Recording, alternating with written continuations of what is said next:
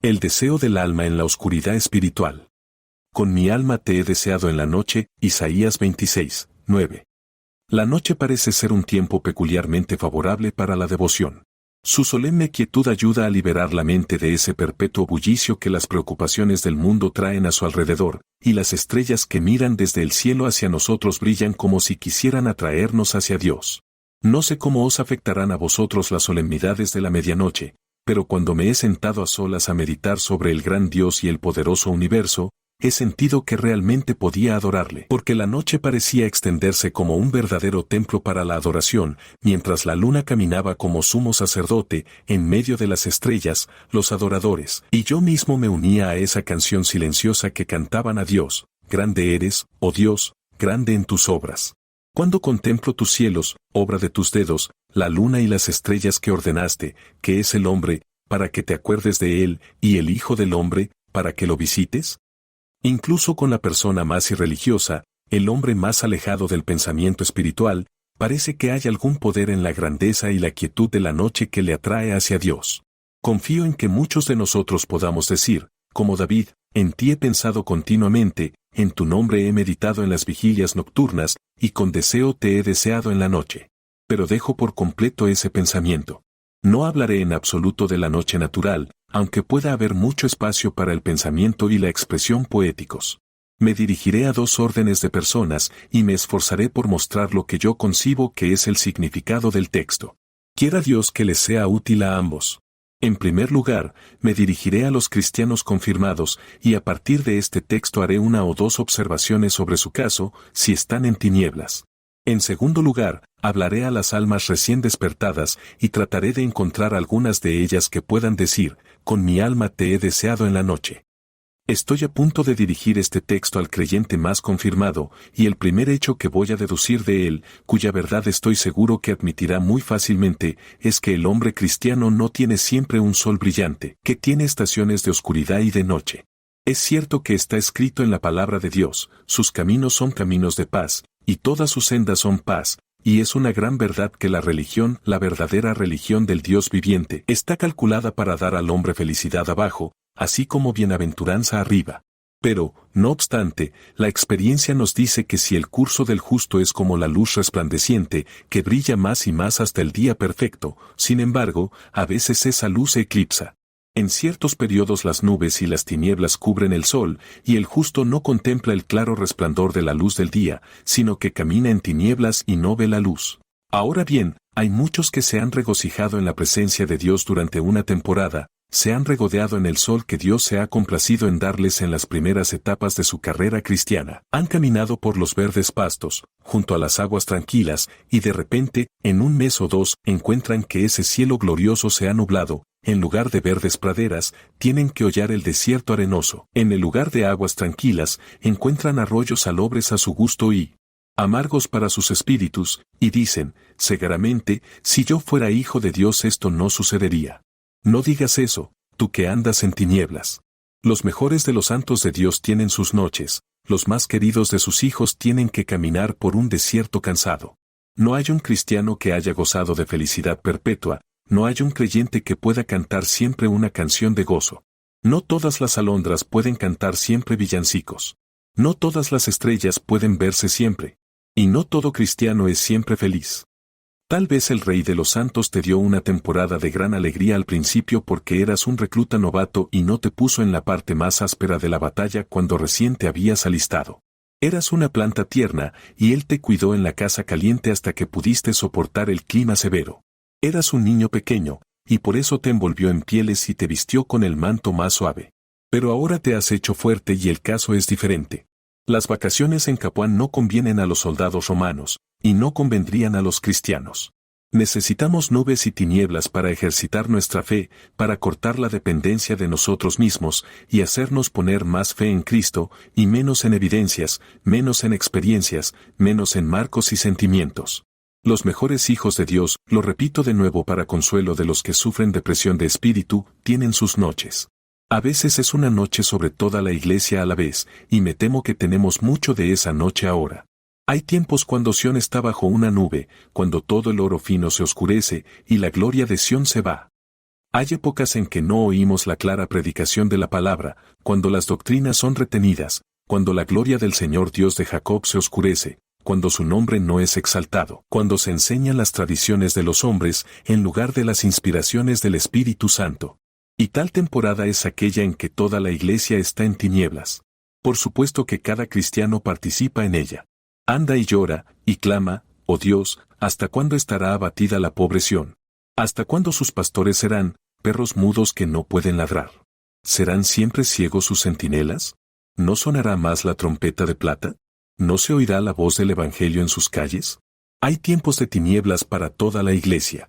Dios quiera que no tengamos que pasar por otra, sino que, a partir de este periodo, el sol salga y no se ponga jamás, hasta que, como un mar de gloria, la luz del resplandor se extienda de polo a polo. Otras veces, esta oscuridad sobre el alma del cristiano surge de angustias temporales. Puede haber tenido una desgracia, como se le llama, algo ha salido mal en su negocio, o un enemigo ha hecho algo en su contra, la muerte ha golpeado a un hijo favorito, el luto le ha arrebatado al amado de su pecho, las cosechas están arruinadas, los vientos se niegan a llevar sus barcos de vuelta a casa, un barco choca contra una roca, otro se hunde, todo le va mal, y, como un hombre gentil que vino a verme esta semana, puede ser capaz de decir, Señor, yo prosperaba mucho más cuando era un hombre mundano de lo que he hecho desde que me he convertido en cristiano, porque, desde entonces, todo parece ir mal conmigo. Yo creía, dijo, que la religión tenía la promesa tanto de esta vida como de la venidera. Yo le dije, sí, así es, y así será al final. Pero debía recordar que había un gran legado que Cristo dejó a su pueblo, y yo me alegraba de que hubiera venido para participar de él. En el mundo tendréis tribulación, en mí tendréis paz. Sí, pueden estar preocupados por esto, pueden estar diciendo, miren a fulano de tal, vean cómo se extiende como un laurel verde. Es un extorsionador y un malvado, y sin embargo todo lo que hace prospera. Incluso puedes observar su muerte, y decir, no hay bandas en su muerte. No están en apuros como otros hombres, ni están plagados como otros hombres. Ah, amados, habéis entrado en el santuario de Dios esta mañana, y ahora entenderéis su fin. Dios los ha puesto en lugares resbaladizos, pero los arroja a la destrucción. Mejor es tener los días de tristeza de un cristiano, que los días de alegría de un mundano. Mejor es tener las penas de un cristiano que las alegrías de un mundano.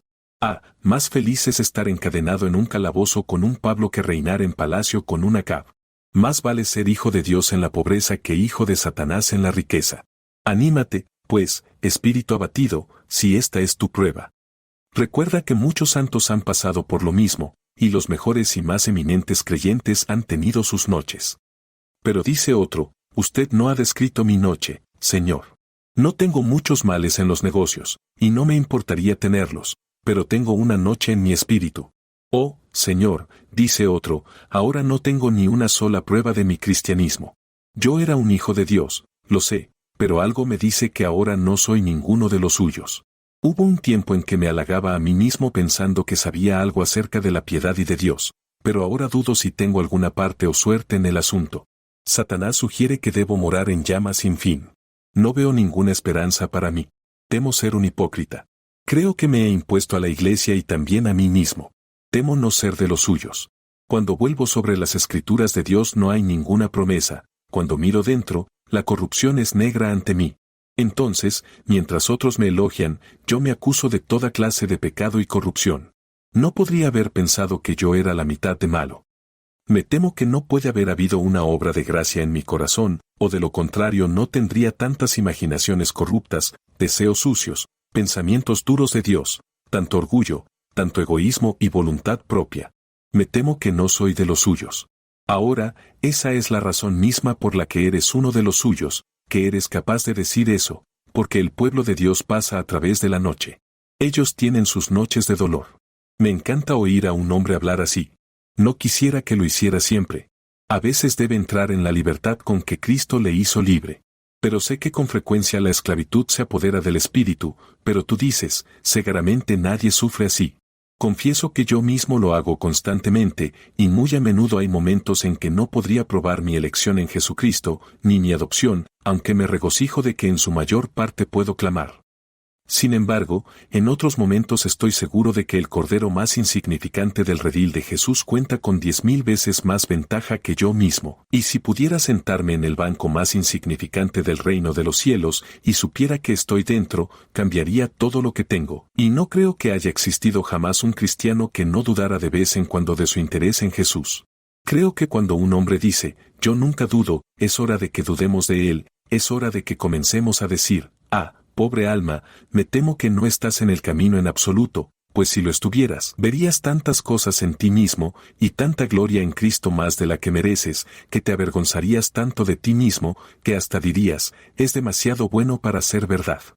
La primera parte, pues, está plenamente establecida por la experiencia, que los hombres cristianos muy frecuentemente tienen sus noches.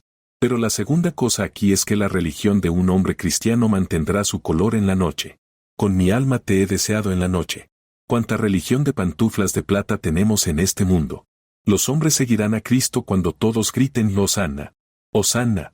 La multitud se agolpará entonces alrededor del hombre, y lo tomarán por la fuerza y lo harán rey cuando brille el sol, cuando sople el viento suave. Son como las plantas sobre la roca, que brotaron y por un poco de tiempo estuvieron verdes, pero cuando el sol salió con ardiente calor enseguida se marchitaron. Muchos son personas muy piadosas en tiempos fáciles. Siempre irán con Cristo a la luz del día, y le harán compañía mientras la moda conceda a la religión el dudoso beneficio de su patrocinio. Pero no irán con él de noche. Hay algunos bienes cuyo color solo se puede ver a la luz del día, y hay muchos profesores cuyo color solo se puede ver a la luz del día. Si estuvieran en la noche de los problemas y la persecución, descubrirías que hay muy poco en ellos. Son buenos de día pero son malos de noche. Pero, amados, ¿no sabéis que la mejor prueba de un cristiano es la noche? El ruiseñor, si cantara de día cuando todos los gansos cacarean, no sería considerado mejor músico que el chochín. Un cristiano que solo se mantuviera firme a la luz del día, cuando todos los cobardes son audaces, ¿qué sería? No habría belleza en su coraje, ni gloria en su valentía. Pero es porque puede cantar de noche, cantar en la angustia, cantar cuando está a punto de desesperar, lo que prueba su sinceridad. Tiene su gloria en la noche. Las estrellas no son visibles a la luz del día, pero se hacen evidentes cuando se pone el sol. Hay muchos cristianos cuya piedad no ardía mucho cuando estaban en la prosperidad, pero será conocida en la adversidad.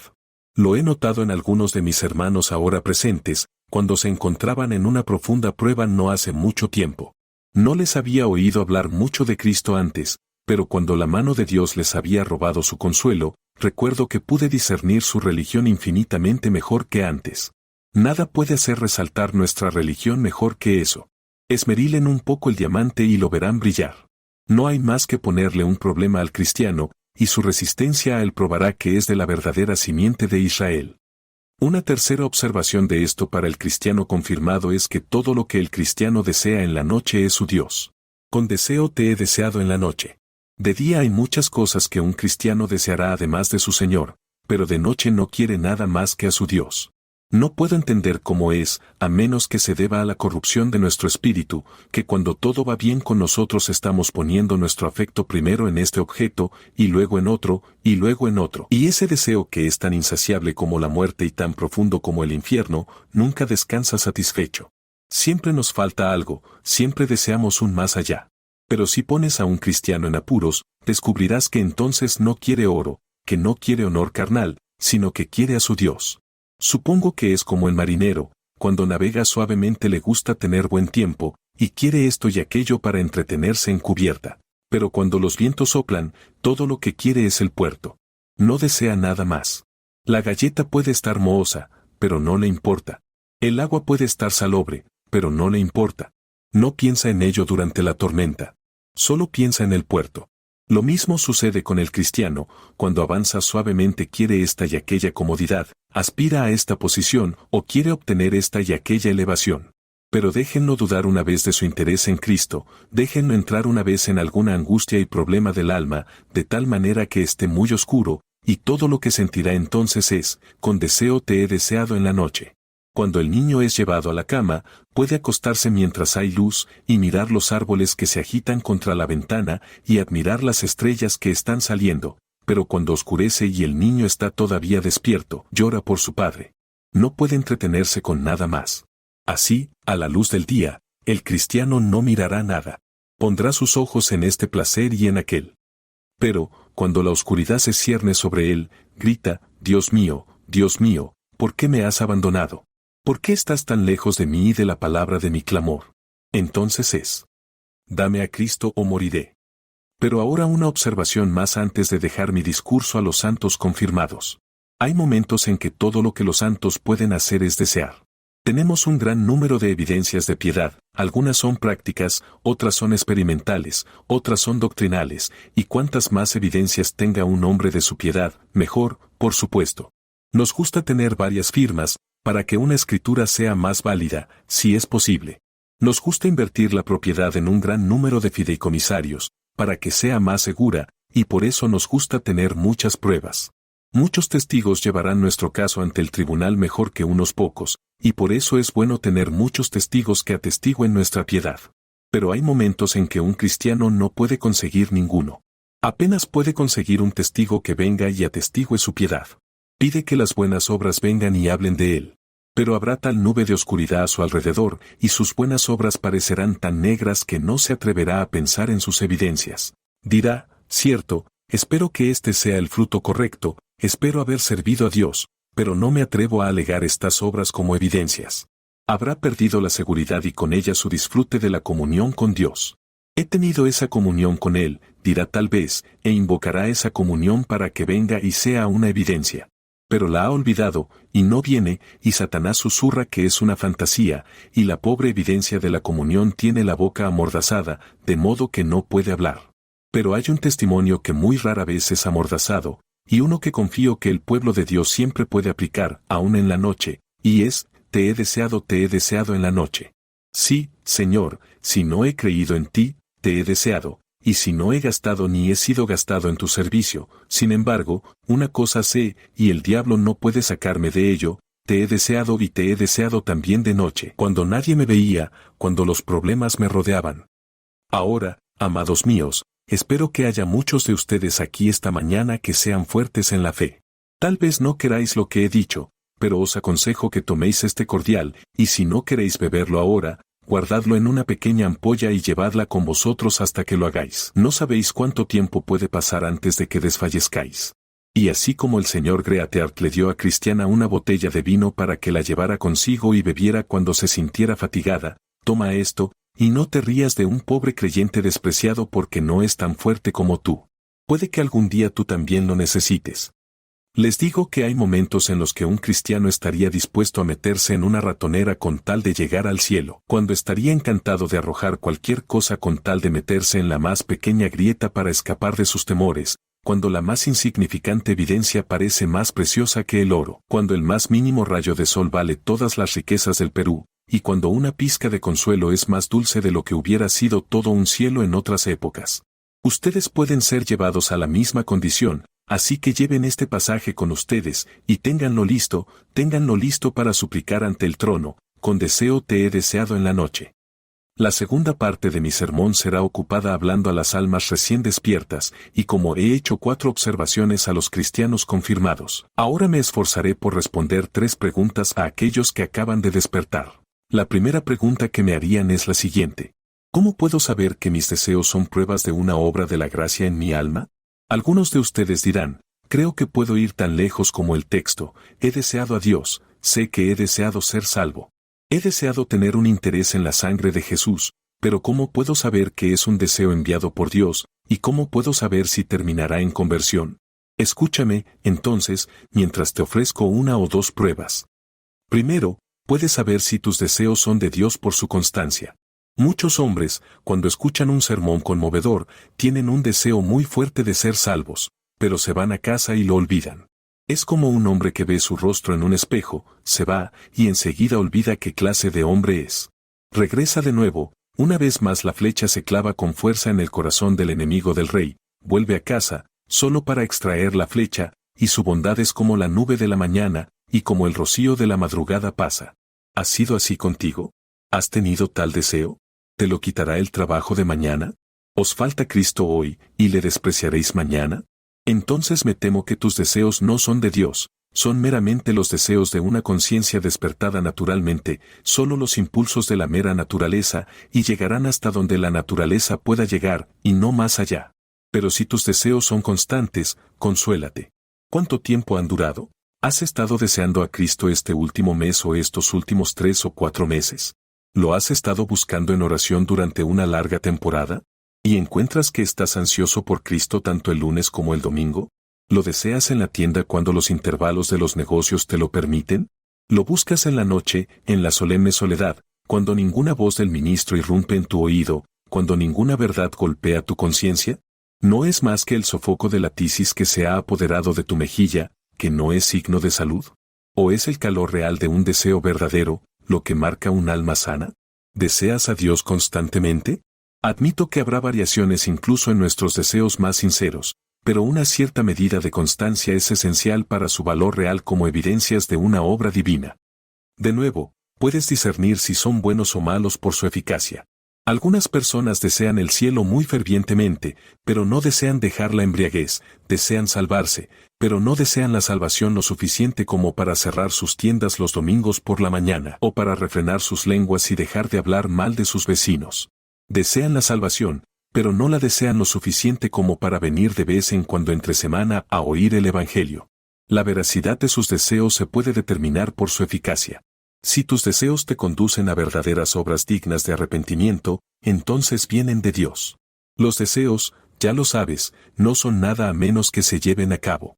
Os digo que muchos procurarán entrar, pero no podrán esforzaos por entrar por la puerta estrecha. No basta con buscar, hay que esforzarse. Nuestro profeta nos informa aquí que mientras deseaba a Dios durante la noche, ese deseo era muy eficaz. Pues en el versículo 18 declara, en el camino de tus juicios, Señor, te hemos esperado. Este deseo me hizo esperar en tus juicios. ¿A cuántos oigo decir que estoy esperando a Dios, que es todo lo que hago? Allí me acuesto en el estanque de Betesda, y uno de estos días vendrá un ángel y removerá el estanque. ¿Cómo sabes que no te engañas a ti mismo? Hay un amigo esperándome para tomar el té, entraré en la habitación. No hay tetera en el fuego, no hay nada para comer. Señor, le estábamos esperando. Pero si no hay nada preparado en la casa. No les creo, no pueden haberme estado esperando, pues de lo contrario habrían estado preparados. Y esperar a Dios implica siempre estar preparado. Dice un hombre, estoy esperando a Dios. Pero no está preparado para Dios en absoluto, sigue con su borrachera, la casa sigue sin barrer, es tan mundano como siempre. Está esperando. Sí, pero esperar implica estar listo, y nadie está esperando que no esté listo. No estás esperando el carruaje hasta que tienes tu abrigo y tu sombrero listos para partir, y lo estás esperando en la puerta, y no estás esperando a Dios, hasta que estás listo para ir con Dios. Ningún hombre debe decir, estoy esperando a Dios. No, amados, es Dios quien nos espera en general, y no nosotros a Él. Ningún pecador puede estar de antemano con Él. Pero el profeta esperó en el camino de los juicios de Dios, es decir, esperó en el lugar correcto, esperó en la casa de Dios, esperó bajo el sonido del Evangelio.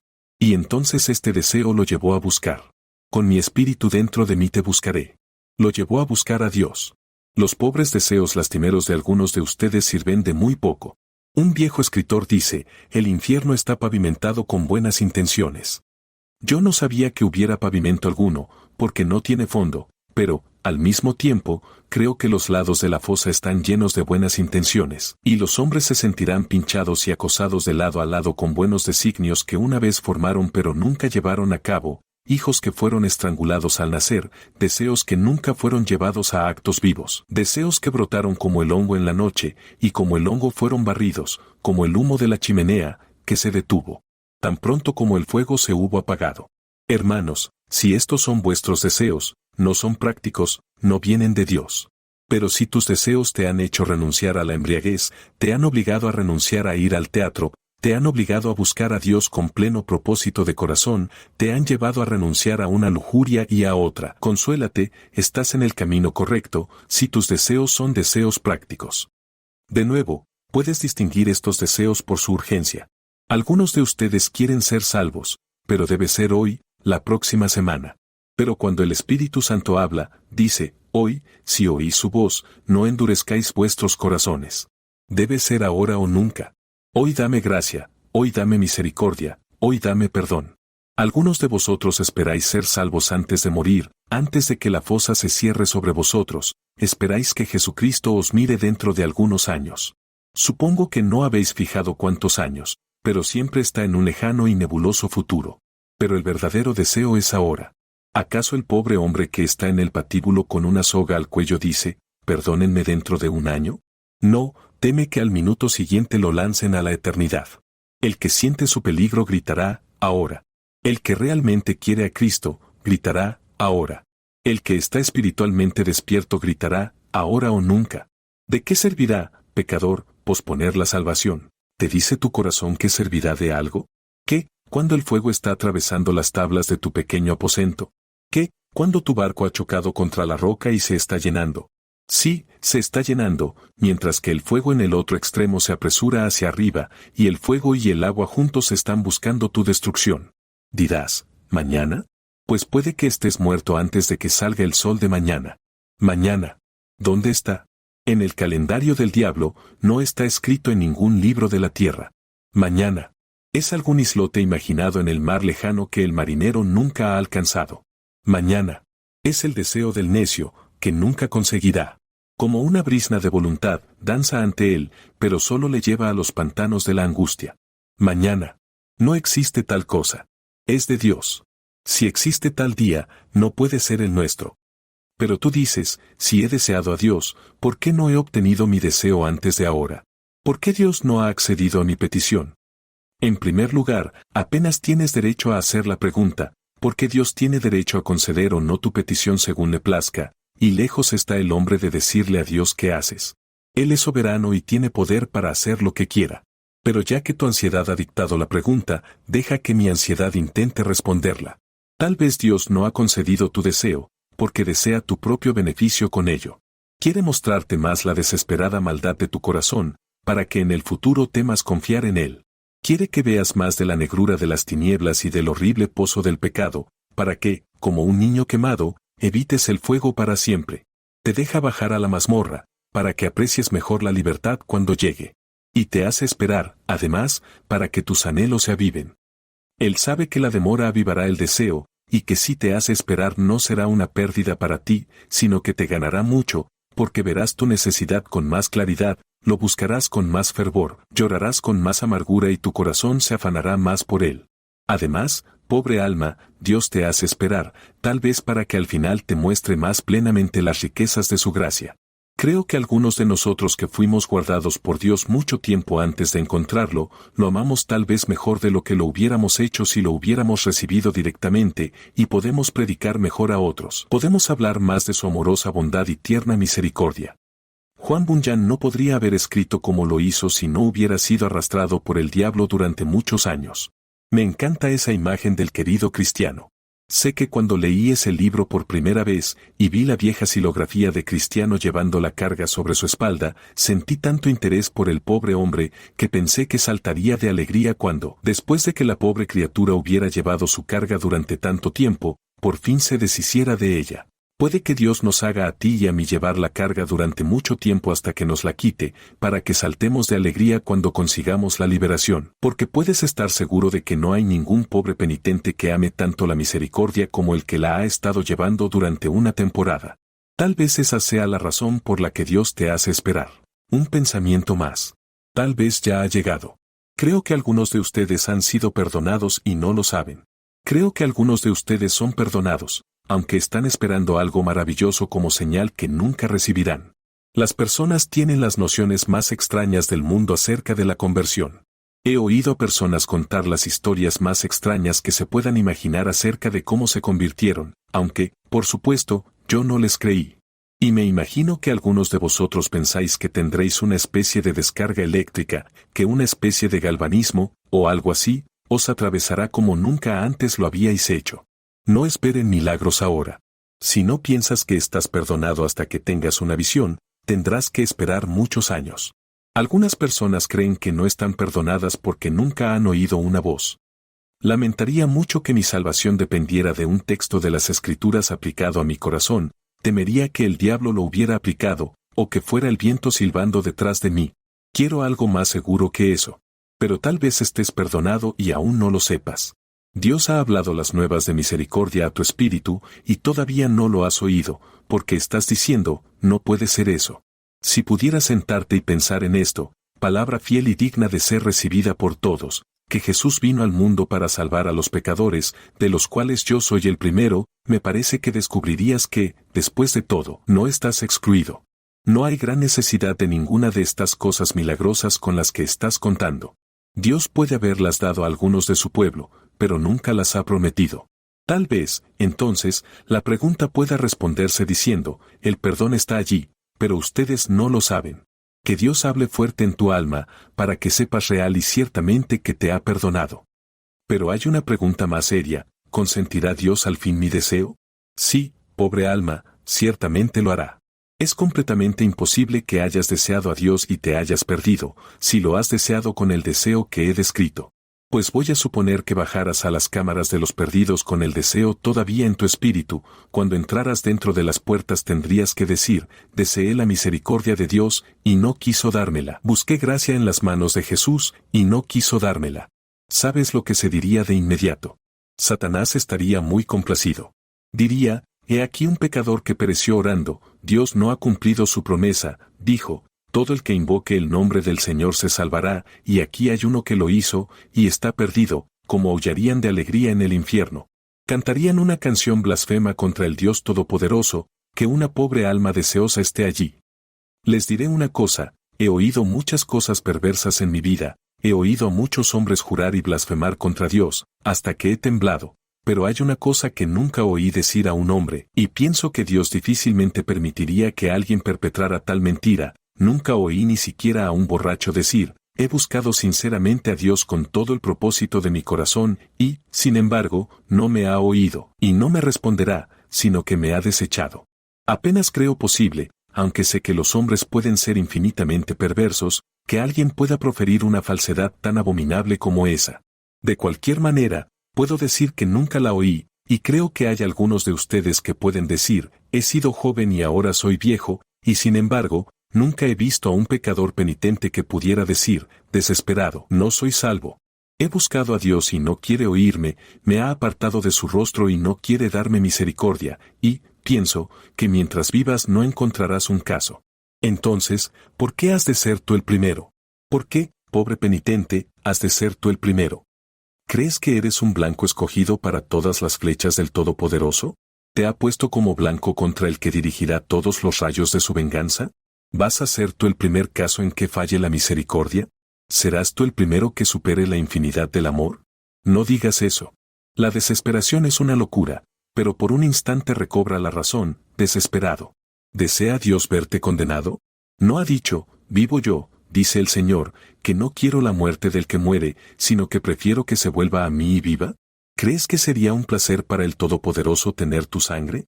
Lejos de ti concebirlo. ¿No crees que ama perdonar? ¿No ha dicho él mismo que se deleita en la misericordia? Y no está escrito, como son más altos los cielos que la tierra, así son mis caminos más altos que vuestros caminos, y mis pensamientos más que vuestros pensamientos. ¿Qué ventaja sería para Dios destruir vuestras almas? ¿No sería más honroso para él salvaros? Ah, ciertamente, ¿por qué cantaríais sus alabanzas en el cielo, no es así? Sí. Pero recordad que el mejor argumento que puedo usar con vosotros es este, ¿supones que Dios daría a su Hijo para morir por los pecadores y sin embargo no salvaría a los pecadores? Está escrito en las Escrituras que Jesucristo vino al mundo para salvar a los pecadores, y tú eres un pecador, sientes que eres un pecador, lo sabes. ¿Entonces Él vino a salvarte? Solo créelo. Como pobre penitente tienes derecho a creerlo.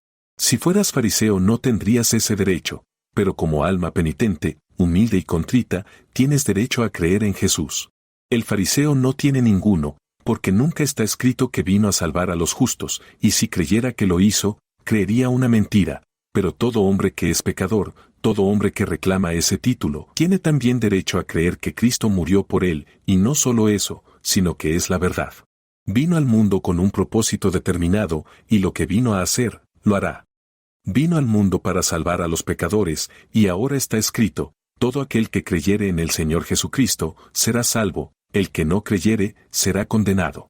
Cuando, el viernes pasado, Tuve el honor de predicar al aire libre a muchos miles de personas. Una asamblea como nunca soñé ver y un número tan vasto que difícilmente podría haber imaginado que se reunirían con algún propósito religioso. Noté un eco singularmente poderoso que constantemente tomaba las últimas palabras de mis oraciones y las devolvía, como si una gran voz gigante hubiera hablado para confirmar lo que yo había dicho.